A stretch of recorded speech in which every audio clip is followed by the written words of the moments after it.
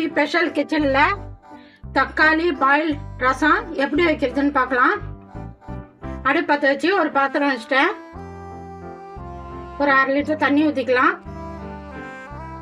தக்காளி பழம் ஒரு 100 கிராம் போட்டுக்கலாம்.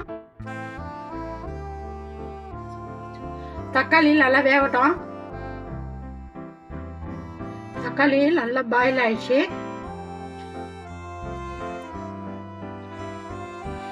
தக்காளி மேல இருக்கிற அந்த தோலெல்லாம் நம்ம எடுத்துடலாம்.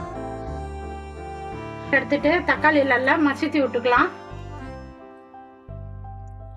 நம்ம தக்காளி மேல் தோல்லாம் எடுத்துட்டு நல்லா கரண்டிலே நல்லா அந்த தண்ணியிலே நல்லா மசித்தி விட்டாச்சு. இப்போ நம்ம இதை இறக்கிடலாம். வேற ஒரு ஏனத்துல நம்ம ஊற்றிக்கலாம். நம்ம அதே கடையில ஒரு 50 மில்லி சமையல் எண்ணெய் ஊற்றிக்கலாம். கடுகு ஒரு டீஸ்பூன் போட்டுக்கலாம். வரமிளகா 2 கிள்ளி போட்டுக்கலாம். பெருங்காயம் ஒரு 1/2 டீஸ்பூன் போட்டுக்கலாம். நம்ம மசித்து வச்சுக்கிற தக்காளியை ஊற்றிக்கலாம். ஒரு லெமன் சைஸுக்கு புளி எடுத்து கரைச்சி வச்சுக்கிறேன். புளி தண்ணி ஊற்றிக்கலாம். ரசப்பொடி 3 டீஸ்பூன் போட்டுக்கலாம். இது வீட்டில் அரைச்ச ரசப்பொடி. இது நான் ஏற்கனவே நம்ம சேனல்ல ரசப்பொடி எப்படி செய்யறதுன்னு போட்டுக்கிறேன், பாருங்க. உங்கள்கிட்ட ரசப்பொடி இல்லைன்னா மிளகு, ஜீரகம், தோரம்பருப்பு, தனியா எல்லாம் மிக்சியில் நீங்கள் அரைச்சிக்கிடும். எல்லாத்தையும் வறுத்து அரைச்சி நீங்கள் போட்டுக்கலாம்.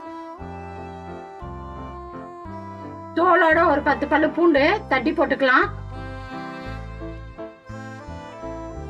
ஒரு கைப்பிடி கொத்தமல்லி தழை போட்டுக்கலாம். ஒரு கைப்பிடி கருவேப்பிலை போட்டுக்கலாம். மஞ்சள் பொடி ஒரு 1/2 டீஸ்பூன் போட்டுக்கலாம். இந்த ரசத்துக்கு தகுந்த மாதிரி உப்பு போட்டுக்கலாம். எல்லாம் மிக்ஸ் பண்ணி விட்டுக்கலாம்.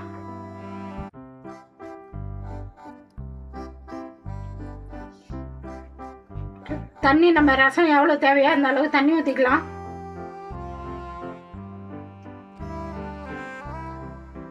நல்லா மிக்ஸ் பண்ணி விட்டு ரசம் கொதி வரக்கூடாது. மேலே அப்படியே ஒரு நுரை மாதிரி தள்ளும். அந்த டைம்ல நம்ம இறக்கிடலாம். ரசம் ரெடி ஆகி போச்சு. இப்போ நம்ம இறக்கிடலாம்.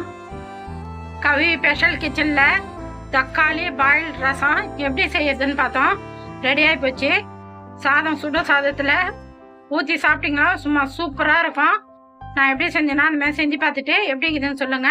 எனக்கு சப்போர்ட் பண்ணுங்க. இந்த வீடியோ பிடிச்சிருந்தா லைக் பண்ணுங்க, ஷேர் பண்ணுங்க, சப்ஸ்கிரைப் பண்ணுங்க.